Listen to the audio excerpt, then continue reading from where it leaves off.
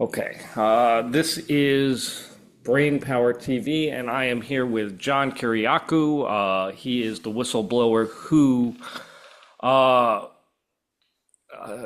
allowed us to know what was going on with the 9/11 torture program, and he has agreed to join us today. Welcome, John. Thank you, Joe. Good to be with you. There is a lot to talk about today. Have you seen the news? Alex Padilla, Senator Padilla, was taken down during a press conference yesterday, and this morning we wake up and Iran has been attacked by Israel. What are your thoughts? Yeah, this is bad. We can get the Padilla thing out of the way relatively quickly. It was funny. He clearly, in this video of him being taken down, he clearly says, "I'm U.S. Senator Alex Padilla," and they took him down to the ground and cuffed him anyway. Kristi Noem, who's the Secretary of Homeland Security, said that he failed to identify himself. He didn't fail to identify himself. And then the White House said that they were interested in pursuing a prosecution. Well, if he was there at this event in the course of his duties as a senator, he has congressional immunity, so he can't be charged with any crime. They know that. And so today, this morning, the White House backed off and said that he had charged into the room, which also wasn't true, that he had actively sought to disrupt the event, also not true. And I think, frankly, this is a tempest in a teapot, and it's going to go away in the next day or so. It's this Iran story that is so important, so critical for all of us. This is not something that is going to be a tit for tat set of attacks that lasts for a couple of days. This is war. Yeah, The Israelis last night killed the top four Iranian military commanders. This was exactly the same strategy that the Israelis used against both Hamas and Hezbollah. Now they've done it with Iran. The Iranian the Israeli ambassador to the United Nations this morning said that Israel's policy as of today is regime change in Iran. It's not up to the Israelis to decide who leads Iran. It's not up to the Israelis to decide who to overthrow because they don't like country A or country B's policies. But that's what they said. Now, Iran is a gigantic country, both in terms of population and in terms of area. And many of its most important nuclear and military facilities are deep underground. There's no indication, especially at Natanz, for example, the biggest nuclear facility, that the Israelis were able to damage it in any way. I will say, though, that there is a lot of footage running on Israeli television today of residential buildings on fire and civilians having been injured and killed. So this is not something Donald Trump said that the Israelis now need to, I'm sorry, the Iranians now need to negotiate a deal. There's not going to be any deal here. This is war. yeah, There's I going to don't. be a winner. There's going to be a loser. Yeah, from this to me, this looks another preemptive attack from the Israelis to try Yeah. and, control the narrative. I have no thought that Iran was trying to actually create nuclear weapons. I mean, I'm sure they would like to, but my understanding is they were just trying to enrich to like 5% so they could use power. Well, the debate was they had been enriching to 30%, which they can also use for power and for experimentation. When the US pulled out of the JCPOA, the Iran nuclear deal, they decided to enrich to 67%. Now you have to get to 95% for it to be weapons quality. So Right. they've been enriching to 67. The Trump administration has proposed that they remain allowed to enrich up to 67, but once it's enriched, it has to be stored in the United Arab Emirates or in Oman. The Omanis aren't interested. They're happy to facilitate talks, but they don't want to be the repository for enriched uranium. But the Emiratis said that they would do it. The Iranians rejected that, and talks are slash were scheduled to resume again tomorrow morning in Mhm. Muscat. I would be absolutely shocked if those talks went forward because, as I said, it's war, and so everything's off the table. Does Iran Let have me add, any? let me add one other thing, Joe, if I Go may. ahead. The CIA over the years has published three different national intelligence estimates, and all three national intelligence estimates on the Iranian nuclear program have concluded definitively that the Iranians were not interested in developing a nuclear weapon. They Okay. were not, despite what the Israeli government wants us to believe. There's no intelligence to indicate that the Iranians are seeking a nuclear weapon. Yeah. Now, Iranians are enriching uranium. Do the Sorry, Iranians go pose ahead. any military real threat to the Israelis? No, no. It's an existential threat. The Israelis, look, the Israelis have like what, 12 million people? And the Iranians have 80, 200? 90, Oh 100 yeah, million 100 million people? or something. Yeah, but they're not even near each other. And the Iranians aren't anywhere near as advanced militarily as the Israelis are. But rather than to allow the United States to engage in negotiations that would be to the benefit of Israel, Benjamin Netanyahu wants the world to believe that the Iranians were, oh, just on the brink of attacking Israel and wiping out, Israel's Jews. And that's just simply not true. There was zero indication of that. Yeah, None. I The had aggressor seen. has always been the Israelis. Yeah, I seen some drones they launched in response to them invading Lebanon and a couple of the Right. other attacks, but it didn't seem like they posed any real threat except for, a couple casualties here and there, and which isn't good, but or isn't acceptable, but you know what I mean, the way Israel is behaving in Gaza and going into Lebanon and fighting with Syria, they really seem to be engaging everybody in the region. And Well, for and, some and reason, carrying out assassinations in Iran. right. I mean, And maybe you can that's why help me, the but Iranians why are launched the those drones in the Saudis first place. so quiet here? Are they just are they so politically unaligned with Iran that this is, in their wheelhouse of what they want to go down? Well, the Saudis have long had absolutely terrible relations with Iran. Absolutely terrible. Even before the 79 revolution in Iran, when the Shah was in power, the Saudis still had very difficult, very troubled relations with Iran. Now they've just started over the last 6 months to try to normalize things, and not just the Saudis, but the Bahrainis, the Emiratis, and the Qataris as well. So the Saudis under Mohammed bin Salman want to establish diplomatic relations with Israel, but they can't do that until the Gaza war is finished, and they can try to negotiate something on behalf of the Palestinians. But when it comes to Israel versus Iran, the Saudis just want to be left alone and want to stay out of it. It's just my understanding, like, it seems like the Saudis are sort of joining, very slightly Israel's side because, you can't do the IPO for your oil company, which is a $2 trillion, by most accounts, one of the most valuable companies in the world, and let somebody like Goldman Sachs do it, which is obviously an Israel aligned company, and then, turn around and say, we hate Israel. Oh, sure they can. I mean, I guess they They can. can, but you know what I Sure mean? they can. Does anybody buy it? It doesn't matter though if people buy it or not.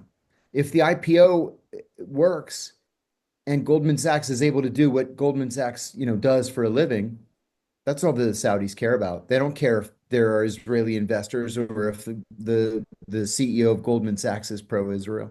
They don't care. They deal with that every single day all around the world. Okay. Okay. And so what do you think?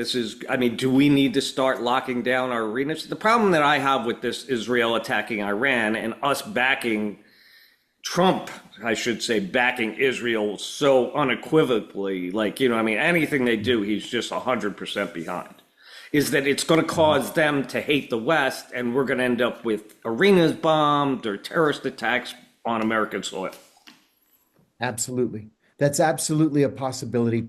And another thing, too, is that Benjamin Netanyahu has been successful over the years, and it's been incremental in convincing much of the Western world, but especially the United States, that if you oppose any of his personal policies, you're anti-Semitic.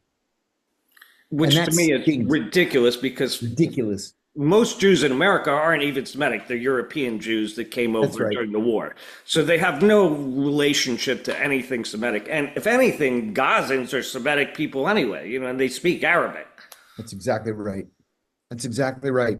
So it's like we're held prisoner by the Israelis. And the Democrats are just as guilty of this as the Republicans. I'll give Donald Trump credit, though, for something. He has been able to walk this tightrope where he is pro-Israel, but anti-Netanyahu. And you look at the statement that was issued by Marco Rubio yesterday. It was funny to me that all of the U.S. news networks said that there's this statement on Twitter or on X by Secretary of State Marco Rubio, as though they've all forgotten that he's also the national security advisor. And really, the statement was a national security statement. What's The that statement, about him doing those two positions? Has that ever been done before? yeah, once from 1975 to 76, Henry Kissinger was both Secretary of State and National Security Advisor. Okay. So that's not It, that far out of line. no, but it's my educated opinion that it's not possible for one man to do both jobs because the National Security Advisor essentially runs the day-to-day operations of foreign policy, intelligence policy, and defense policy. Okay. He's the overall coordinator.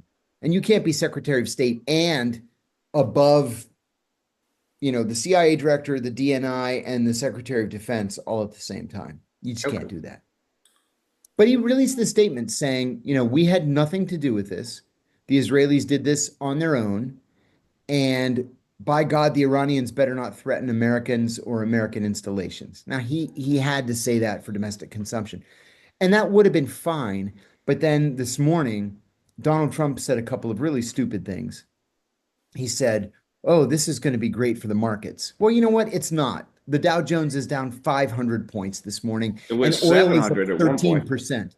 700 now? And Yeah. oil is up 13% today in one day. So, no, it's not good for the markets. Oh, no. But then he said that Netanyahu had called him yesterday in advance to tell him that the Israelis were preparing to launch these attacks. Now, Like, do you why really did believe you that? say that publicly? Oh, yeah, of course I believe it, but you don't say it in public. If your official position is we had nothing to do with this, and then he admits that he knew about it in advance, why didn't you do anything to stop it? Why didn't you threaten to cut off military shipments to the Israelis or loan guarantees? What do Right. you just say? Oh, okay, Benny. Good luck. Yeah, I'm not a big fan of him. I think what they're doing over there is crazy. I was looking at the before and after pictures of Gaza, and this place is like a resort town, and it's no wonder that they want this giant slab of real estate that's right on the Mediterranean. Yeah, It was yeah. gorgeous. You know what I mean? I was looking at some of the before pictures, and it does not look like a terrorist state that was about to attack Israel and displacing 2 million people to get to 25,000 people who you knew months in advance were going to attack. They sent them the entire battle plans for this thing, and they didn't shore up their borders. Mhm. What's that about? How do you That was explain a that? major intelligence failure on the part of the Israelis. Now, there's a school of thought that the Israelis allowed the attack to take place so that they could go into Gaza, but they don't need any reason to go into Gaza on crackheads. They can do it any time they want. I think genuinely this was a major intelligence failure on the part of the Israelis. The Israelis were arrogant. They believed that the next attack would be in the West Bank, not in Gaza.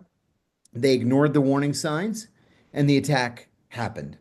But what's You really know, painful to me is that so many Americans, and especially our elected officials, believe that the Arab-Israeli conflict began on October 7th, right. and nothing could be further from the truth. Yeah. In fact, they harassed that guy who won an Oscar in the West Bank. The Israelis Yeah, were going into his house and attacking his farm and, right. throwing rocks at him. And then the IDF came in and arrested him instead of the people who were attacking him. That's exactly right. They seem like, Gaza seems like an ethnic cleansing, and the West Bank just seems like they're waiting to overtake it. It doesn't seem like they're I mean, I know from the news they're not even looking at a two-state solution anymore. Yeah, yeah, And yeah. I how think does that's right. Trump discourage people from attending a conference and saying, hey, listen, this is not in the West's best interest to have a two-state solution? How does he explain that? And how does Europe just sit by and let this happen? Well, they're actually doing more than we are. So Ireland, months ago, at least 6 months ago, recognized Palestine as an independent country. Yeah, I And saw the that. That was Israelis, amazing. yeah, the Israelis withdrew their ambassador. Then there was a letter that was signed by a bunch of European Union countries, the Romanians, the Italians, a handful, saying that the Israelis needed to back off in Gaza and allow the free flow of food and water and medicine, or they were going to sanction Israeli leaders and recognize Palestine. So the Europeans are far more advanced than we are in terms of development of their Israel policy. We just take whatever the Israelis tell us and we do nothing except support Israel. Nothing. But is there a chance that anybody from any of the European nations is going to step in over there? No, No shot at all. no, Nobody's going to roll in with UN tanks, or the British aren't going to roll in and sail into Gaza and say, hey, listen, we're taking over. no, not in a million years. Why? Just because they don't want to piss off the West, or because, No, you can't just arbitrarily invade other countries, especially allied countries. well, I get it, but it's really technically not their country. Well, They invaded it their governments recognize it as as their part of country. Israel. Yeah. All Okay. these countries recognize Israel. Okay, so they're all accepting that the West Bank and Gaza is all just basically Israel at this point. No, they're recognizing that the West Bank and Gaza are occupied by Israel with the details to be determined later over negotiations. Right, which will never happen. Most likely not. Right. And the UN can't do anything, like there's no meeting of the UN Security Council to try and, No, because the US would veto any UN Security Council resolution. Because we right. do whatever Netanyahu tells us to do. And We how long? vetoed a resolution just 2 weeks ago calling So for a cease. how do they get this? I mean, I don't want to go into Epstein really too much here as a scandal here, but how did they get this kind of control here? You know what I mean? I've Money. long known that, you know what I mean, Epstein, got in control of Victoria's Secret, and that's sort of the funnel to catch, most of Hollywood. You know what I mean? Controlling where those girls go and who they date, and, who gets the $1 million, modeling gig. You know what I mean? And I But always thought the that was a the huge ugly funnel for him. Leslie oh, the Wexner. ugly truth is that the Israelis have been very, very smart in financing APAC, and not just financing APAC to get their side of the story out there, but they involve themselves in House and Senate races, in the presidential race, in the choices of judges, in every facet of government. Well, They are by far the most powerful lobbying group in Washington, by far. now, are they printing money and dumping it into like Jewish run companies in the US to prop up the value and create more Jewish billionaires so they can get? I just saw Google bought an Israeli company for $30 billion cash in a 100% cash deal, which means the Israeli governments get 10 billion in taxes off that. You know what I mean? And it just occurred to me. I just saw that Google just bought an AI company out of Israel for 30 billion in cash, which seems, a lot for an all cash deal. No Hello? idea. Yeah, I don't know what you're talking about. Oh, Google bought some company out of Israel for 30 billion cash, and it just the timing seemed like it was a money dump to Israel. That's all. You know what I mean? Yeah, but that's not how the world works. Okay, I mean, I didn't know if there was any sort of, because the founders of Google are both, Jewish and have been pro-Israel for quite a while. But anyway, let's move on to the California thing that's going on here with Alex Padilla. Now, is this going to be the new norm where we're taking down senators and we're messing Oh, up Home sure. Depot raids and throwing in the National Guard and the Marines? Sure, sure. For the next 3.5 years at least. Yeah, this is the policy. So this is one thing Americans, this drives me crazy. Donald Trump does exactly what he tells us he's going to do, right? So people are like shocked. Oh my God, he's rounding up the refugees. Oh my God, he's been. This is exactly what he told us he was going to do in the campaign. Right. So why is anybody shocked? It's a I, policy change. He said he was going to do it. Now he's doing it. The only recourse is to go to the courts, figure it out later. But yeah, for the time being, this is how it's going to be. I mean, but I mean, does he have the? I mean, obviously they're going to fight this out in the courts, but is he manufacturing this war with California to sort of Oh, of keep course he himself is. in the media? Of course he is. We're talking about a 3 square block area in central Los Angeles. If you watch Fox News, it looks like half of California is on fire. And they keep running the same video on a loop of this one car on fire on the 101. Yeah, the Okay. Waymo, yeah. Yeah. So, yeah, Okay. I there's, mean, yeah, I there's mean, it's nothing not. behind I'm it. here, I mean, I live in Santa Monica, so I can tell you it's not happening here yet. But, by manufacturing this crisis, he now creates even more protests because people don't want it to happen. And now you have time for the bad actors to organize and start, the rioting or Antifa or whoever it is to get involved. My understanding is this was a miscalculation of how many, Spanish people were near a Home Depot when they started these raids, and they all came out of their houses and started protesting, and now it's turned into we've got 800 Marines, 3,000 National Guards, and a curfew in LA. No, a curfew just in that central part of LA. Well, yes. All right. Yes. It's a curfew in downtown and, the 1 mile Yeah. radius in Yeah. downtown LA. Yeah. There, And there's this is a manufactured scandal. There's nothing really going on. Listen, I'm of two minds of this. The truth is, if you are here and you're not documented, that's a crime. That's a violation of the US code, the federal absolutely, I code. believe that too. When they It's come a in and they crime. say these people aren't committing any crimes except for being in the country illegally. Yeah. Now with that said, back in 2000 and 2001, well, in 2001, the George W. Bush administration negotiated a deal with the Mexican government that would have legalized everybody.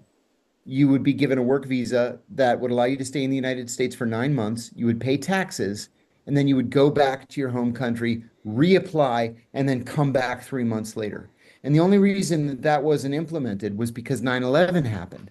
But Okay. it was a good idea, and it would have worked. And I think that Donald Trump made a mistake. Well, not just Donald Trump, but Barack Obama and Donald Trump and Joe Biden and Donald Trump again have made a mistake by not seeking to either re-implement or not re-implement, to implement or to renegotiate that agreement. You know that old saying, when you're a hammer, everything looks like a nail. And that's the position we find ourselves in now. Okay.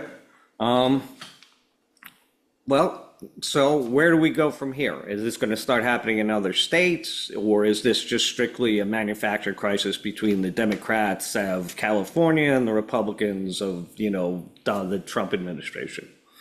Oh no, I think it's going to start spreading. There are more than a dozen pro-immigrant um, demonstrations that are scheduled for today and tomorrow, all across America.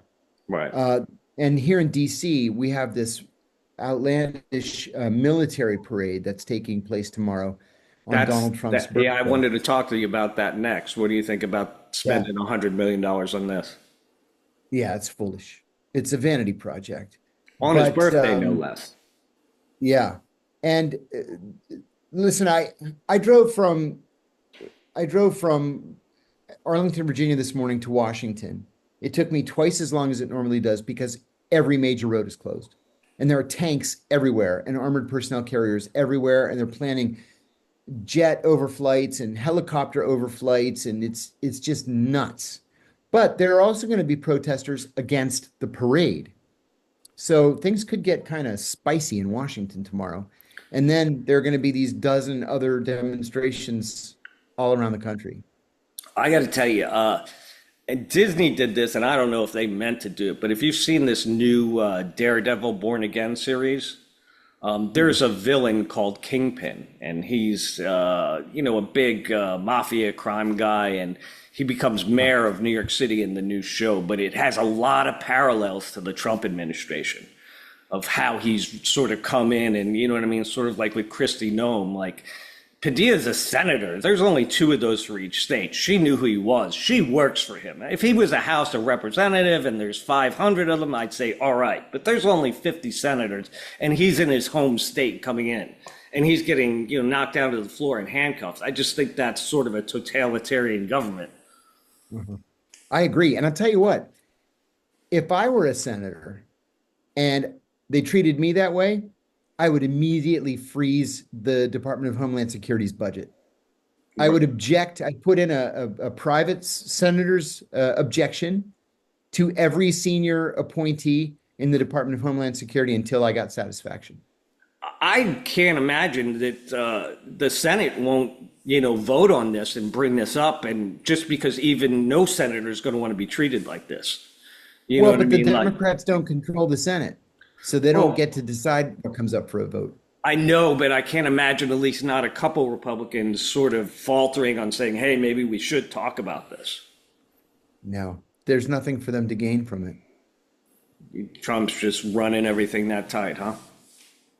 I've never in my life seen the legislative branch so willingly give up its power and authority to the executive branch. It's quite incredible. The Constitution is very clear that the three branches of government are co-equals until they're not. Right, and right now they're not. Well, I voted for Trump. Honestly, I thought we were going to get a different Trump than we got.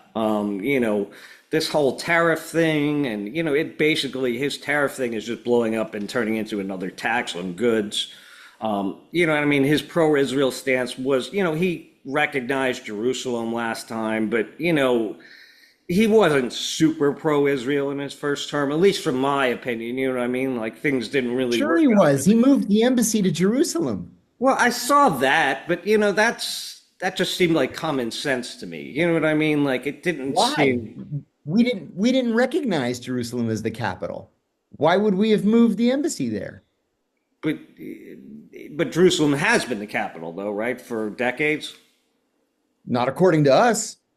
The capital of Israel was Tel Aviv. Okay. From when Harry Truman was president, the capital of Israel was Tel Aviv, and that's where the American embassy was. Okay. Where does the Israeli government function out of?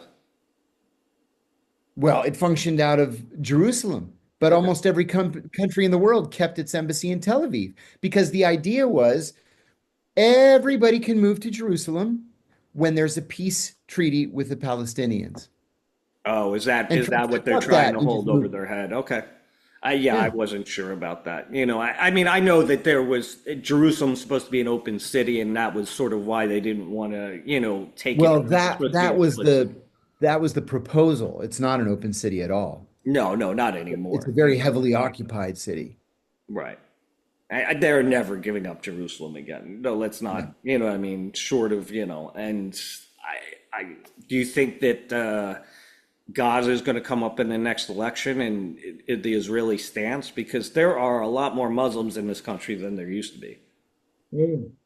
And we've seen that in politics a lot, that, where and Israel that's why the Democrats lost Michigan, right. And maybe even Pennsylvania, because they just would not budge on their 100% pro-Israel policy. They just wouldn't budge. Yeah, you see AOC and a couple of these other people really catering to the Muslims, and they seem to be gaining a lot of traction. Yes. Like the Muslim citizens we do have, voted 100% when they decide there's something they want to vote on. Yeah, that's right. That's right. And they're very, very influential in places like Michigan and New Jersey. Now, I've been trying to open a venue here in California, a Los Angeles Artist Series. And, as soon as the war with Gaza broke out, our plans for that completely upgraded the security. You know what I mean? Putting glass sculptures outside that would act as blast walls that would have been made of stuff. How do we need to prepare? Because this is what drove 9/11. not only nine Right. 11, but the first attack in 2001. And how do we need to prepare the U.S.? Because this is, not Gaza anymore. Now you're talking about Iran, Syria, Lebanon. We're letting the entire Middle East get run over by Israel. Yeah, we are. And that's going Um, to create well, a generational, level of hate throughout that whole area for the U.S.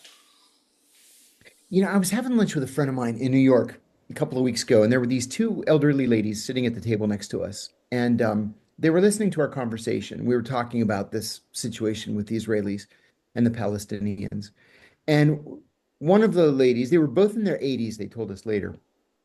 One of them said um, that they're both Jewish, that they've lived their entire lives in New York, and they've never seen anything like the current situation. And they said that while they're both Jewish and they're both pro-Israel, Hmm. they believed that Benjamin Netanyahu's policies were encouraging anti-Semitism, that his policies were so reactionary that they were encouraging or leading people to hate Israel. I 100% believe that. You see, And there's that's what I said. Israelis, I mean, there's Jewish Americans all over the news screaming and yelling that,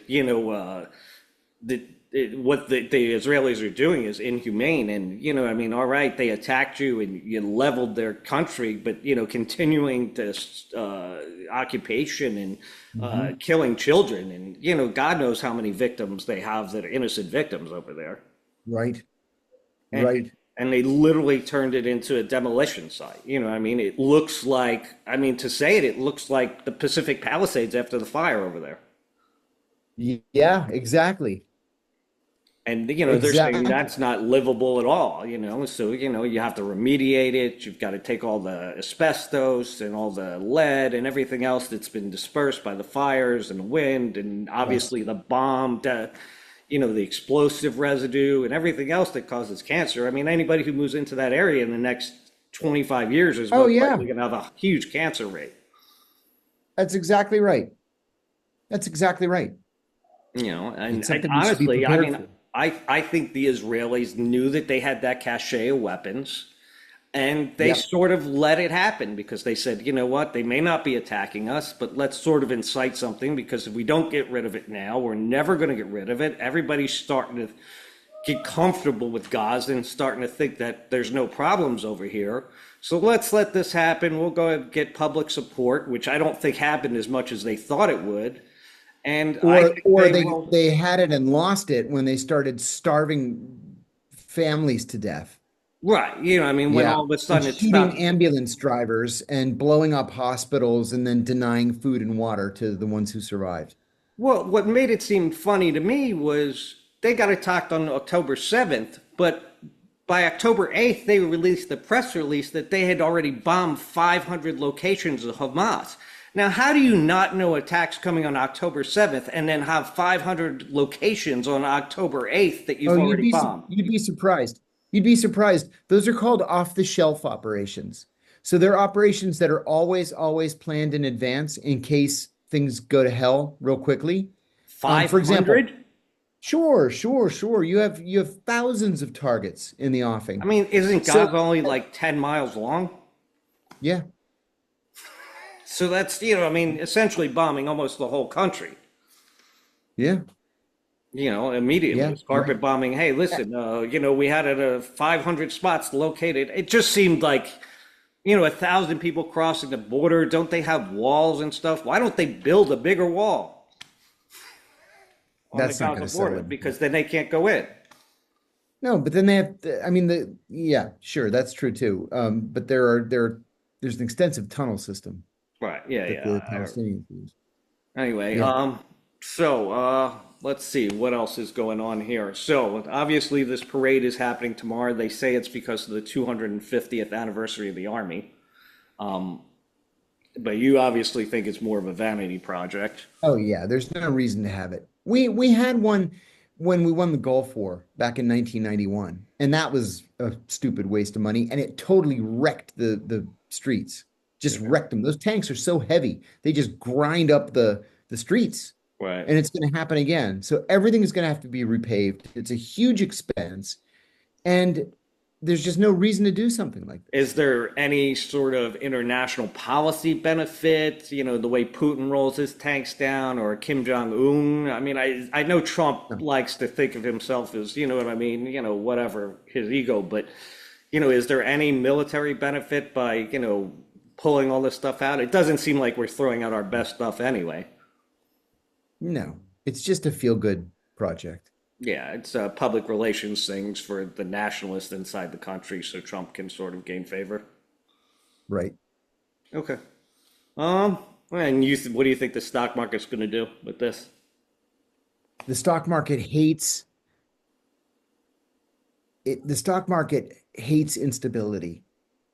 And as long as Iran and Israel are going at it, and it's unclear to the rest of the world what the end game is, we're going to see just terrible volatility. Okay. Um, Terrible. What is the end game? The Israelis today said regime change. So what's that mean? They're going to use nukes? They have them. yeah, They could. I'm not in favor of this Iran thing at all. I mean, they were at the table negotiating. Israel just Yeah, comes in and they says like, were. "Hey, listen, this isn't acceptable." You know what I mean? And why do they get to say that? You know what I mean? Like, it Yes. just seems, and then they suddenly have our backing. And one thing I noticed, and you can tell me if I'm a conspiracy theorist or not, but right before both these attacks started in the Ukraine and in Israel, Biden was having a serious down. One of them, I think, with Ukraine or with Israel was he was reversing his border policy on the border and finally saying, "Hey, listen, um, we made a mistake. We need to shut the border. We got too many immigrants down." And the papers were roasting him. The media was like, "Oh yeah, they were just killing him." And it went on for about 24 hours. And then I think October 7th broke out. Yeah. And honestly, if I remember right, the same thing happened with the Ukraine. Like both of these seemed incredibly well timed to protect the Biden administration. Any chance that that's any truth to that? No. And I'll tell you why. It's because Joe Biden and Benjamin Netanyahu hated each other. And they Okay. hated each other going back to the very beginning of the Obama administration. Is that because So the Israelis wouldn't have done anything to protect Joe he's Biden. Catholic or No, just because he's not blindly pro Netanyahu. okay? Well, you figure there's only been what Kennedy and Biden are the only two Catholics who have been president in the last 100 years, right? Yeah. I mean, that's it just Yeah. that's what I thought. Maybe there was some sort of connection there. Uh, so anything else going on in interrelations that you see happening here to follow after this? No, it's very, very busy and very volatile right now. Okay, and let me this. So, what kind of things are you up to now that obviously you're looking for your pardon? Yeah, I'm asking President Trump to pardon me and working on my ninth book. My eighth book is coming out very soon. And Okay. I've got columns in Covert Action Magazine and Consortium News. I'm speaking all over the world. I have speeches in Iceland and Spain in the next 2 weeks. I heard And you were coming to LA. Are you still doing that or not? it's going to take a little while. Yeah, but Okay. I'll get there. Okay. Yep. But what's the book about?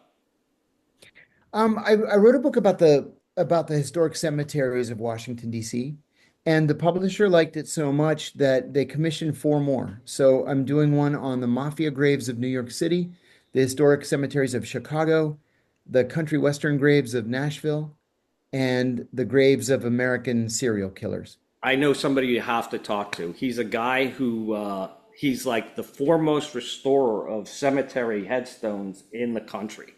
He did Oh, the that's cool. oldest one they have down in Washington at that church, the Knight's Tombstone. His name's John something. I forgot his last name at the top of my head. But I'll definitely send you an email and refer you over to him. He does a tour every year. It's called the 48 State Tour.